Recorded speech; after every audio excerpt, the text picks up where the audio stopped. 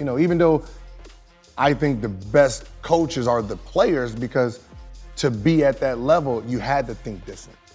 Yeah. You know, you had to pick up on things, time possession, who does what, whose favorite spot, what the milk, what. You had to understand that. You had to process it all. Now just trying to, how do you translate it to coaching where you can give that information to kids? You know, I'm still trying to figure that out.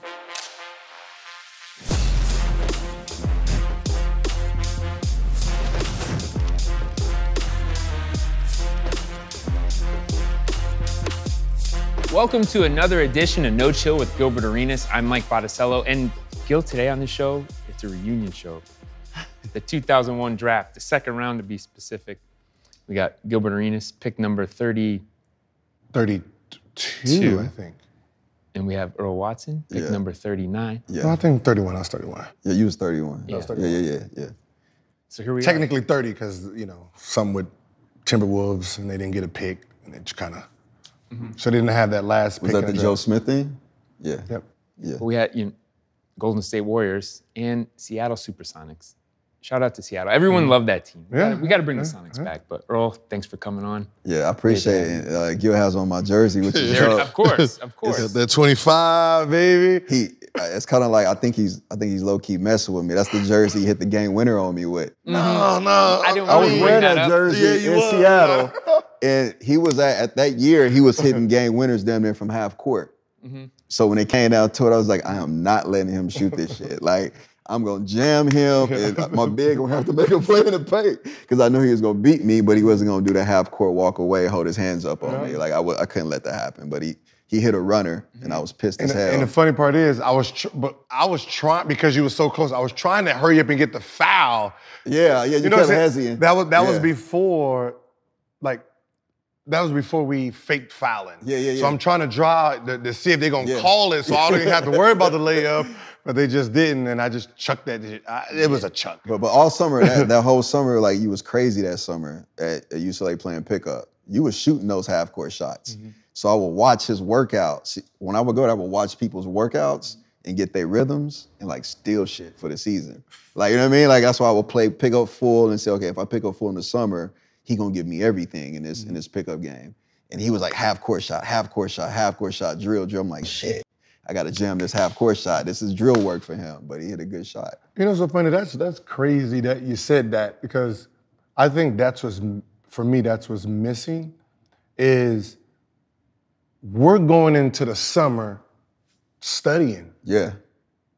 We're studying, that was what the summer was. Okay, what does he do with me? Because that's what I'm thinking, like, man, he jammed me, like, I need to figure, because in the season, he already got the best of me, so he already gonna know how to, we sit there and just sitting there watching. It wasn't no one of those where we just go out there and we sitting there trying to figure out weaknesses and strengths. Yeah. You know what I mean? And that's what I think that it's not they're not playing it the same. No, I mean, I think the way we thought the game out was very thorough. Like, for me, I knew my role. I knew how I could stay in the league, and that was to change the game.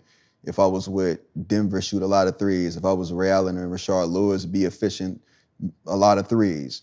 If I was with Utah, be great running the offense in the half court.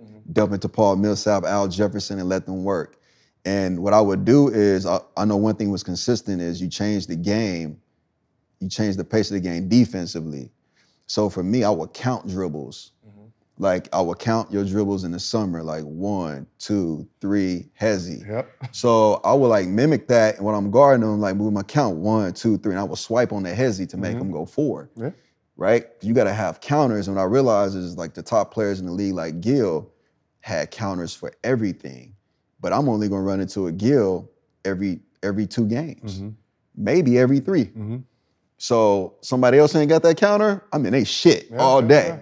You know what I mean? Like the 1, 2 hezzy, or, you take a player who's vertically, okay, I'm gonna pick him up 4, make him play horizontally.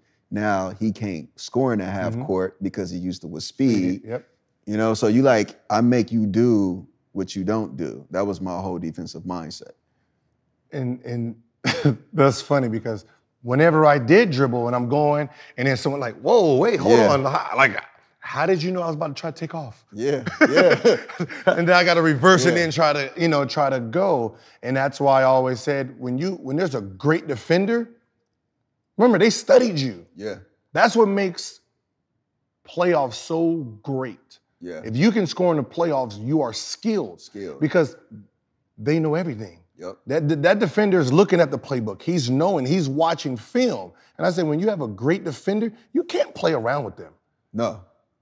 Because their whole job, they know that. They want you to keep doing that. Because eventually, they're gonna get your rhythm. They're gonna wear you out. Yep. So, with a great defender, no matter how good you are playing, you still gotta keep them off balance. Yeah. Take shots that you didn't want to shoot, but they're like, okay, wait, why is he shooting from there? Make him rethink. Because you gotta remember, they have the game plan.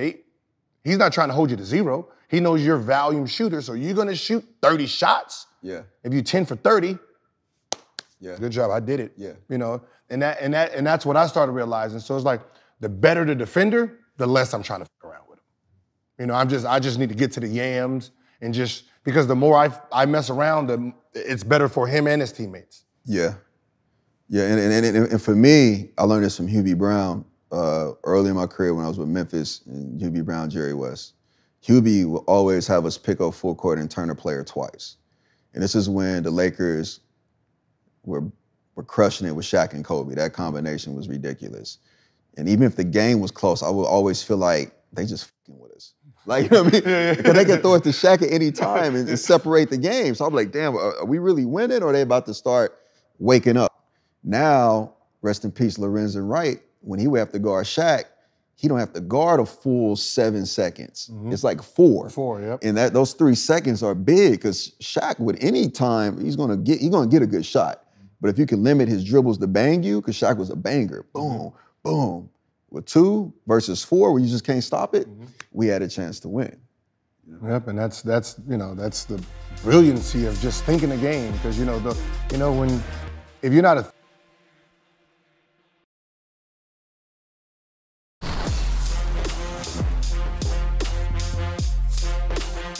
I'm still trying to figure out how to, use how I thought the game into trying to get into coaching, because coaching is still different. Yeah. There's more micromanaging, than it is as a player. Even though I think the best coaches are the players, because to be at that level, you had to think different.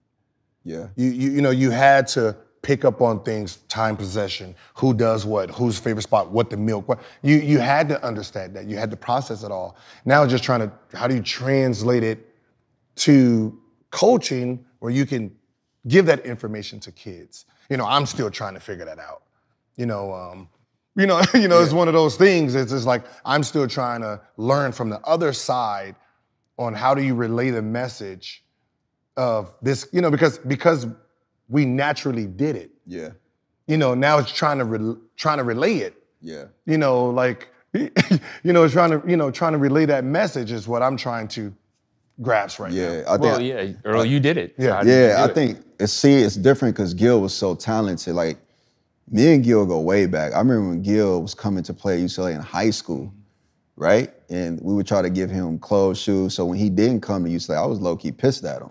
Like, I remember he would come, he was like our little bro. Like, you know what I mean? And he'd be in there and it's like he was super fast. He was shorter, but he would shoot super fast. And then his senior year, I'm reading about him giving people like 40s, right, in the Valley, right? But then back then, the LA kids was like, oh, that don't really count. And I remember, because I'm not from LA, I'm like, shit, I think it counts. Like, counts, you know what I mean? 40 is swear, okay, where do you get it? Like, if you can be 50 and go play with 12-year-olds, you ain't gonna get 40. You're gonna be too tired. So like, and then at the end of this high school season, they had an all-star game at Pauley Pavilion. It was like it was an LA all-star game. I remember that. And I remember seeing Gil there, right? And he didn't speak. He already committed to Arizona. I was like, oh shit, it's time to go to war. Like, I can't like him anymore. Like, that he set the tone right there, and I was like, oh, cool. Okay, I got you. Like, it's just, that's how we competed. But when you really think about like breaking down a player, and for me, it was always, I think I was just lucky to be in the right spaces. My high school teammate from middle school, high school was Jerron Rush. So he's the #1 player in the country. So I will always watch how the top players think. Top players like Gil, they are non-pattern players. And what I mean by that is, this is a good example. D. Will in Utah was the best version of D. Will we saw. He mastered that pattern of offense. You couldn't play outside of autos, Coach Long. When D. Will went to Brooklyn, he had to think different, and it's hard to play in a pattern and then go to a non-pattern offense where end of the game, figure it out. Yep. Because that's what you did. End of the game, you figured it out. Yeah. I didn't know what's gonna happen end of the game with facing Gil, but I knew with D. Will, end of the game, it was gonna be high pick and roll, D. Will, boozer. High pick and roll, D. Will, miss out. Like you knew what was gonna happen, then he's gonna come off, he's gonna cross you, come off, hit you with a step back. What they did with him is they said, put 4 on the baseline, flatten out, here's the ball. I'm like, like, you know what I mean? So I learned rhythms, I learned flow, I learned mindset, and I learned patterns to players to where it hasn't, in the longest time, people talk about Ja Morant, right? And the first comparison people was throwing out and it went like wildfire. He's like Russell Westbrook. He's not. Ja was a natural point. Russ was never a natural point. He had to learn the position. Ja plays differently. Just because he's athletic don't make them the same. Like, you know what I mean? So Ja to me reminded me more of Baron Davis, Gilbert Arenas. Because he can hit you with patterns that you didn't see on the video. Like he hit you with new. I remember I played against BD and BD hit me. I know BD loved the step back and the hezzy and the cross, step back for 3. So I was on his patterns, like swiping. We practice every day. You slay together. My roommate hit me with a step back and then a hezzy and another in-out step back. It damn near broke my ankle. I wasn't used to that, but he knew he had to go into something different. And when you have a non-pattern player like Gil, and he sees a player who is, say, a younger me coming up, you have to teach me in a pattern, right? And then when you see someone like yourself, and this is what I did with Devin Booker, I wanted to see how many complex combos could I put into his game early. So we get in the gym, I'll be like, okay, step back cross, get back to the midpoint, which is on the baseline, the dunker spot, step back, fade. And he was doing them so effortlessly. I was like, okay, now I can start reflecting on my time around seeing you in the summer, reflecting on videos of Kobe. We can start breaking down film of Kobe. Now we can start breaking down film of players who I play with who can play outside of a pattern like a KD. You know what I'm saying? Who can play outside a pattern like a combo guys and studying film. And let's just start giving him everything. Do you think that's more kids nowadays are going to, non-pattern or freestyle? The more kids are going to be able to play like that, or is it the opposite, less? You know, it's like, you know, gray area players versus black and white. You know, I remember when I was in, and I had the conversation with Stan Van Gundy. And I said, you know, you can never coach a Derrick Rose. I said, you know, you need the JJ Redicks, and you need to know exactly what's going on all the time, and that's why you have so much control. Because you don't want to let your star, and you can't. It's hard for you to have gray area players. I said, so you need the black and white to know what's going on, and I'm like, we don't have a black and white team. I said, I'm not a black and white player. I said, you know, Jason Richardson, no, I said, you just let go, let us do what we do. It's concept.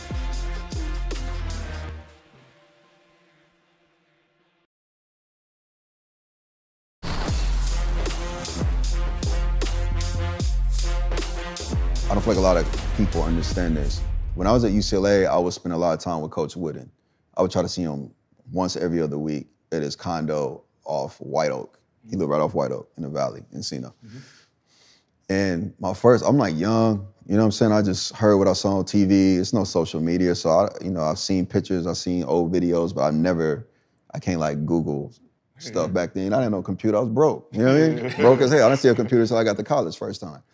So I was sitting in his den like this, having conversations, and he hits me with this, and it messed me up because I wasn't ready for this. And I did not want to make this first meeting a bad impression. He was like, twice in my career, I did not run the UCLA high post. He created the offense.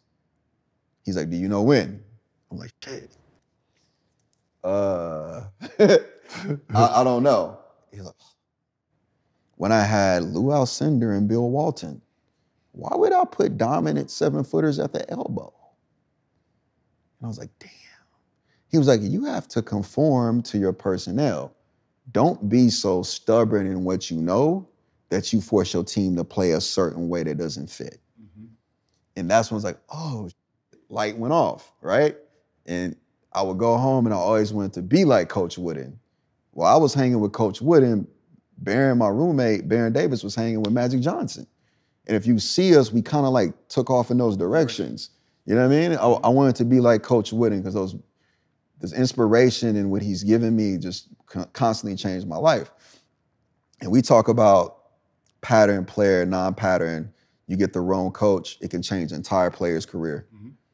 So start with Devin Booker. I had an opportunity to bring him along slowly because they had just paid Eric Bledsoe and Brandon Knight $140 million combined to start in the backcourt. So by me starting Devin Booker was like, whoa, what are you doing? Mm-hmm. I'm not paying him $70 million, Brandon Knight $70 million come off the bench. But I just saw in the backcourt when you have Brandon Knight and Eric Bledsoe, you had two pattern players. Mm-hmm. The game was changing, and I knew the game was changing because from my AAU teams, I seen what was coming. That's not going to be sustainable. Mm-hmm. In the playoffs, you can't have a pattern player with the ball. Yep. You're not going to win. Yep. So I looked at Devin, and I was already, before I became an interim, I was already working him out, so I knew what he was capable of doing. I was his development coach. Mm-hmm. So I was like, yo, we're going to switch it. We're going to start him, and that's going to be the role. And people thought I was crazy because at Kentucky, he played as a pattern player, catch and shoot. Mm-hmm. He wasn't isolated. He came off the bench. And here I am saying as a young coach who just came from the G League, lost in the Western Conference Finals, like, what the hell are you telling us? Like, you know what I mean? But I'm saying, I've been teammates with these players my whole life, similar. Mm-hmm. And the first week with Book, I put him in limited patterns, a lot of creativity, and I set him in front of the whole team, in front of the whole room. I learned some UB Brown.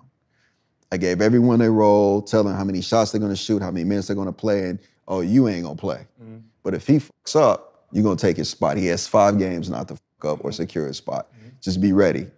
You might not like it, but you respect it instead of sitting at the bench wondering, like, you know what I mean? And I looked at Book and I was like, yeah, you're gonna shoot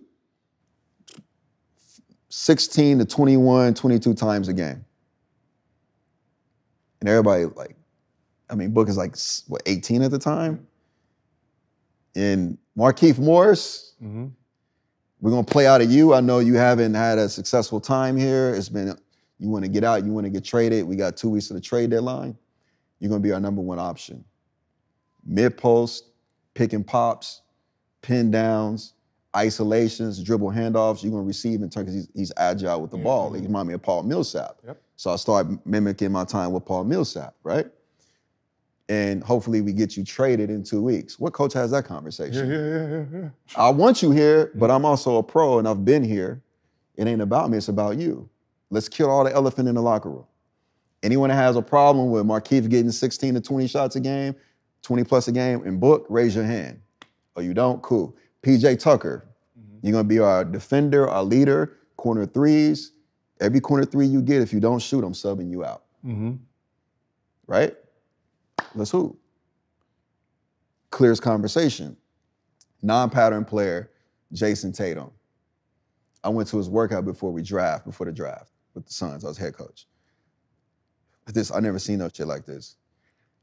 We get in the gym, he's doing his dribble warm-up drills. You know, we sit down, they start corner threes.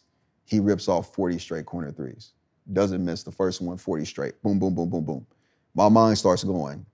Shit, great shooters I play with. Dame Lillard, Jason Capono, Ray Allen, Wes Person. He's a natural shooter. Mm-hmm. Owner stops it. We stop it, do something else. Like, no, let him go to 100. Let's see how many he can rip off. That tells you a lot, right? You know, you're a shooter, you rip them off. You talk about that. If you can't rip it off, you can't shoot. Yep. He gets into his combo drills and he's elusive and he's moving. He has like 3 or 4 combos for every move. I'm like, a shooter who's a non-pattern player who's a scorer is dangerous. It's a no-brainer. If we can figure out a way to get him with Devin Booker. Oh, shit, yeah. With TJ Warren, who's a non-pattern scorer in the paint, you have great balance to your attack. We might not be good defensively because they're both young, but y'all better be ready to score 130. Jamal Murray, same draft. Sit with him. He doesn't rip him off like Tatum, but you could tell he's a great shooter. And then when I see him work out, he's such a pro, and I could tell he has the ability. So some players are great workout and game players, and some players are terrible workout players and gamers. I was like, he's a gamer. I seen him beat the USA team as a kid representing Canada. I've been around AAU for so long. I watch all of them come up. He's a gamer, so I have a conversation with him. I want to like, yo, what's behind there, right? Because you can do everything. You can get fooled by watching a workout. What's behind here? Yeah. So I asked him like, yo, what is like your regimen? This is crazy. He was like, my dad has been teaching me to meditate since I was 5 years old. He said, I meditate every morning of the game, the entire game, and I can meditate my heart rate to damn near death. I'm like, how can we get him too? Don't tell anybody else that. How can we get him too? Because he was beyond his years and he was so calm, and I'm not surprised by the success he's having. You're not gonna rattle him. Yeah. You know, you're not gonna rattle him.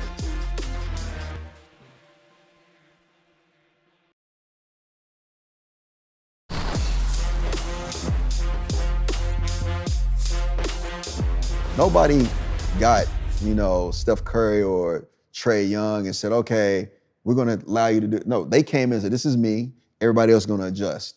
Yep. So if you don't know grassroots, you don't know the next trend. This trend is not gonna last forever. It's gonna constantly change. That's just basketball constantly changes. So you gotta adjust to the trend and say, how can I make this player better instead of conforming to the way we had to pass in the post, cut through, spot up in the corner, and if you have post game, you got all the touches.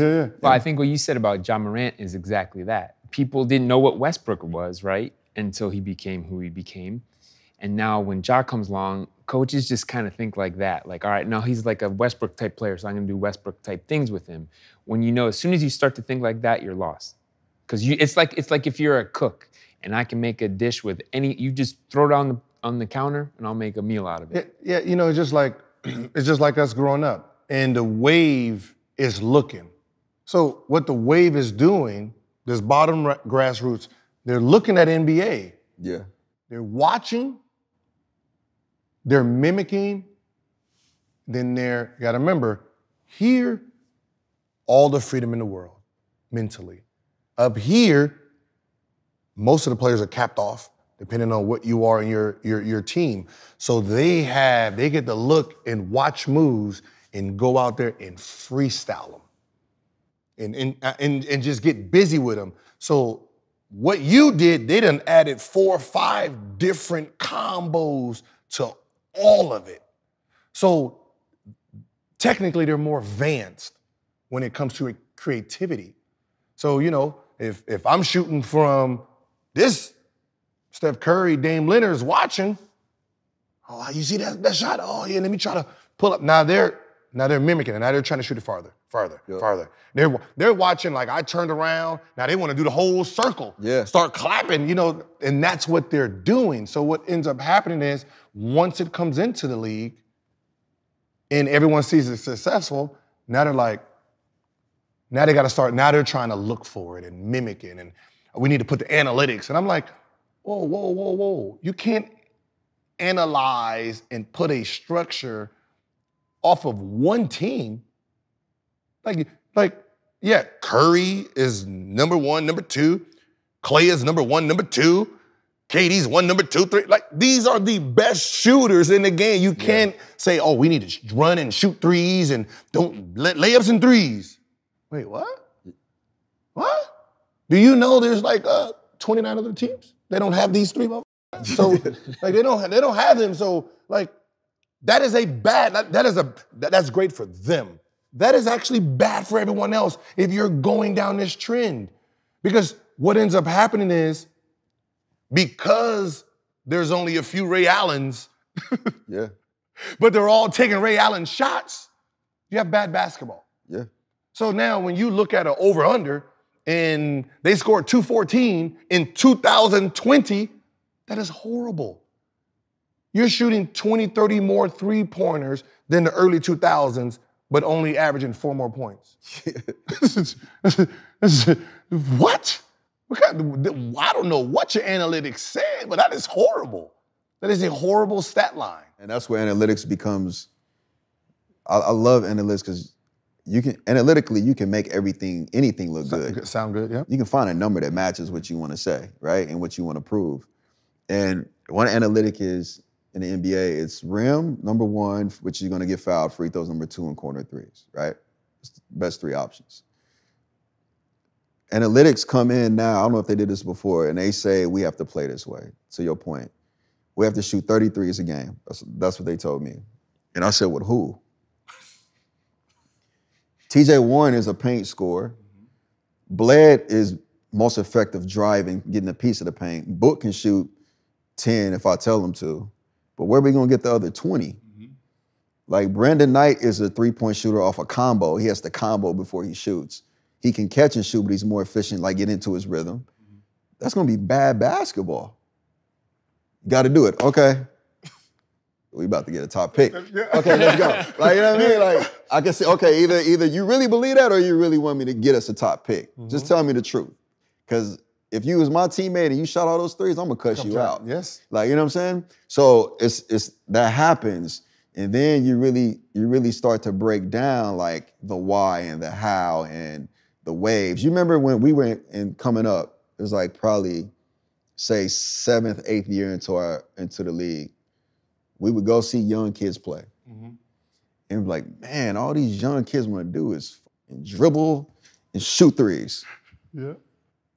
Right? Or get to the paint and shoot a layup. They don't have no mid-range game. But them young kids are now our superstars. So analytically, that's why the elbow jump shot doesn't look good, because they don't practice it. That wasn't their upbringing in skill work. So is it the analytics or is it the habit? I say it's the habit. If you constantly drill something, you're going to be efficient, right? Just drill it, efficiency. And if elbow shot is like at the 38 to 42, or maybe even lower, you have to analytically figure that out and say, okay, he can shoot it, but for Earl Watson, you can't shoot that shit. Bro, when you get the ball and you drive it, drive and kick, or drive and get a layup, but don't you shoot it. Elbow, Coach Woodhand is saying, I love you all the same, talking to his team, but I love you differently. The bus is gonna wait on Lou Alcindor. The bus ain't waiting for you, Earl Watson, right? The bus is gonna wait for Gilbert Arenas, right? So you gotta understand and coach everyone differently with more leash.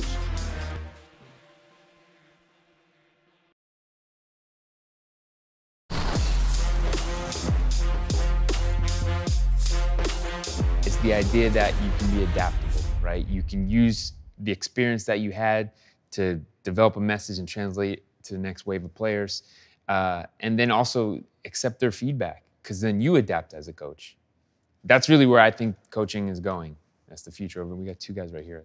Yeah. Very well. You know, I'm learning. It's like, we don't never, I never thought of myself as a coach. It was just a player, and then I just listen to the coach and do what he says and then add my little flavor. And I was telling somebody, I said, man, when Book hit the 72, I said, that's a player's coach. That's a coach you want to play for. And I said, and the reason is, if I don't know anything else about it, he could have took the man out at any time he wanted to. I got to tell that story, bro. I got to touch on that story, bro, because no one's ever really asked me about that story.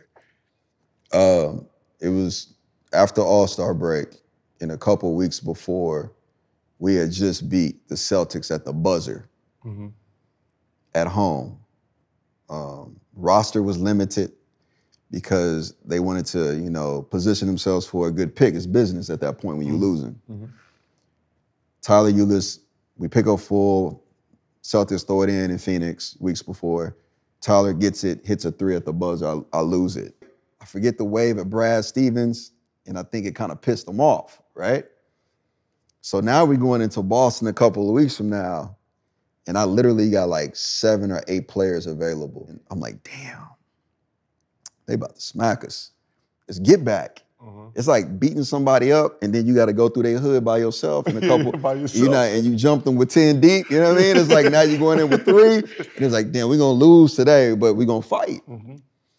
So my plan was not to even play Book, you know, that many times. A year and a day to that date, we're playing the Lakers, Kobe. And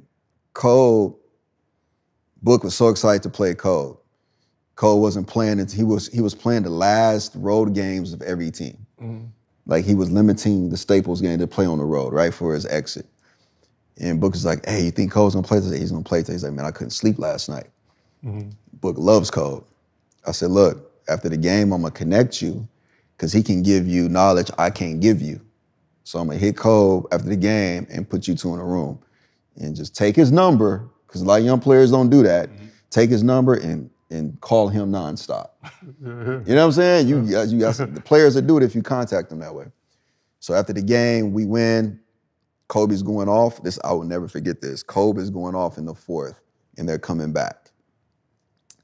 And I knew I had to win this game because, you know, the Phoenix situation is very unique. You lose the wrong game, you're gonna get fired right there, right? In the office. So Book catches a cramp in his calf muscle.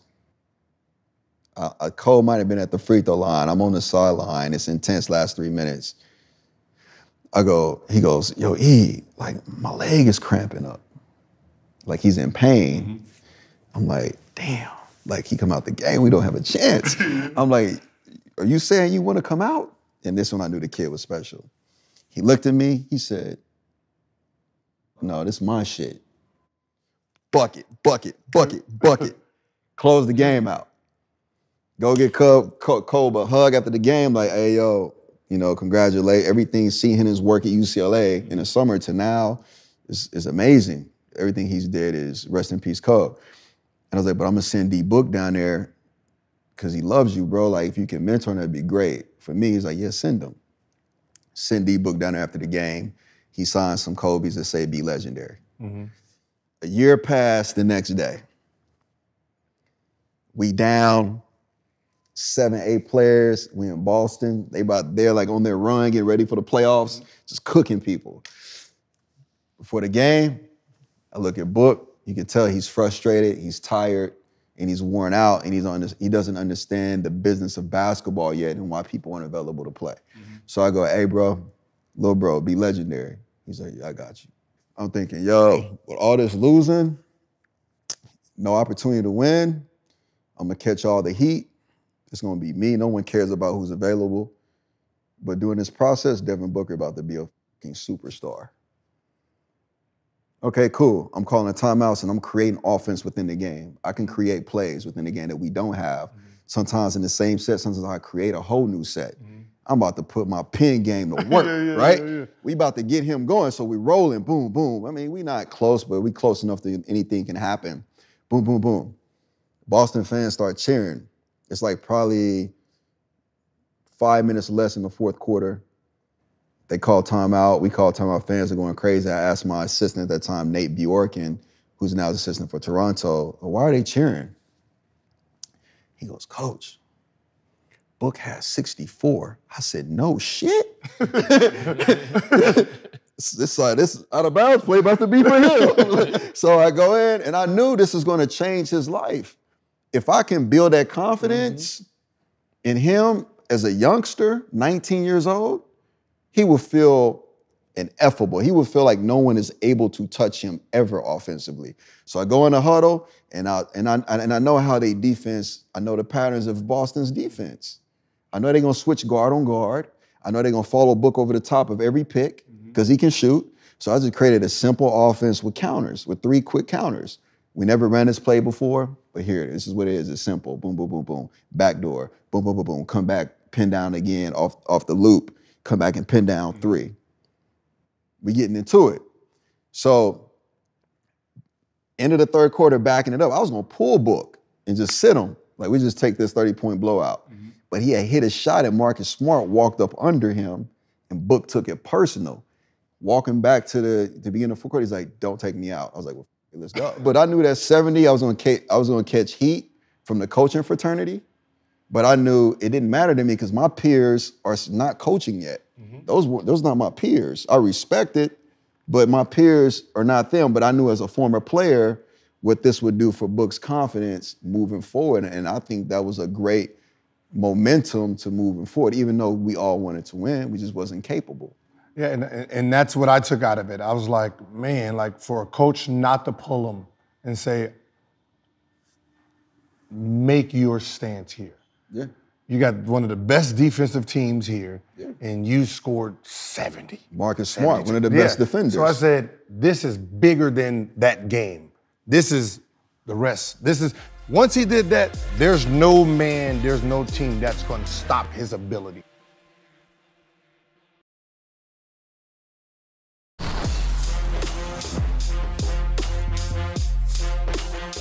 All right, Earl, man, we covered so much ground here. But now it's your turn to get something out of Gil. Ask Agent Zero time. I think a lot of people know your story, but I don't think you can tell it enough.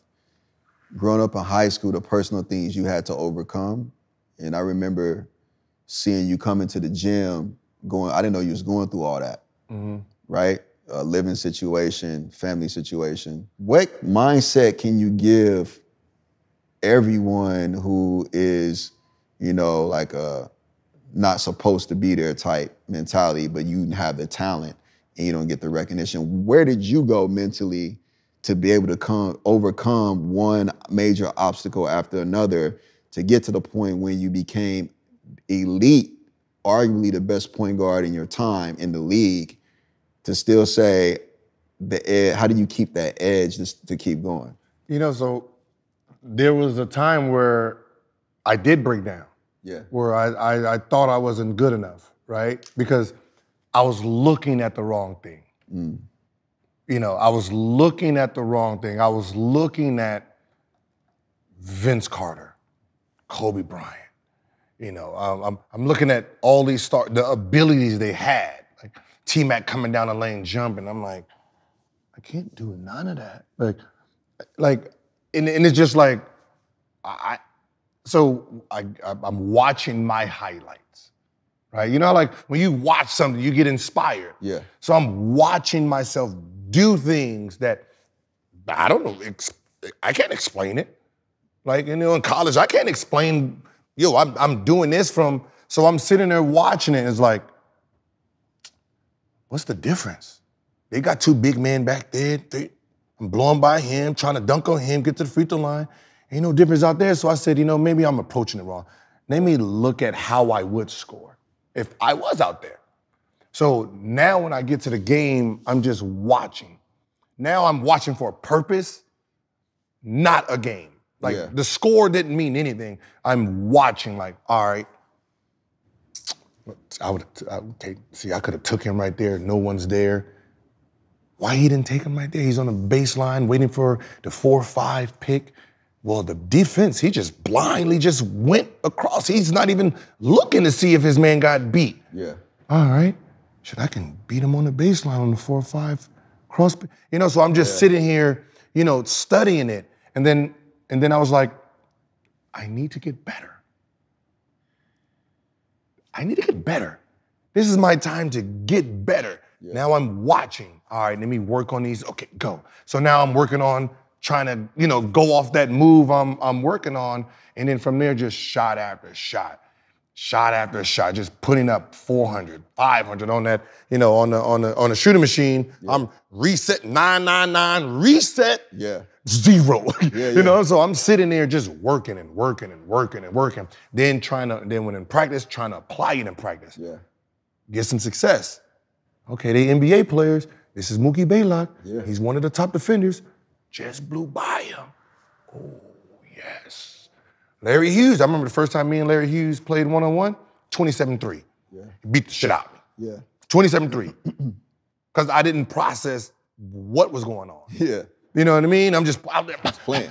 Yeah. Playing, but now I got a chance to slow everything down. So now when I see success, I grabbed at it. Yeah. All right, one step, cool. All right, one step. So by the time I get ready to play, I'm already in all-star mode in my mind. Yeah. I'm already, I done had 10 against Mookie Blaylock in practice. Yeah. You ain't Mookie Blaylock. You ain't the steals king. Because you got to remember, I'm coming down, and he used to get in you, and then when you turn your back, he comes from behind. Yep. So because in practice, he didn't get it, like, yes, sir. Yeah. So now I knew in a game, if I ever tried it, I don't have to worry about somebody who's not built like him. So I'm running my game simulation in practice. Yeah. So now I'm taking practice like for everything.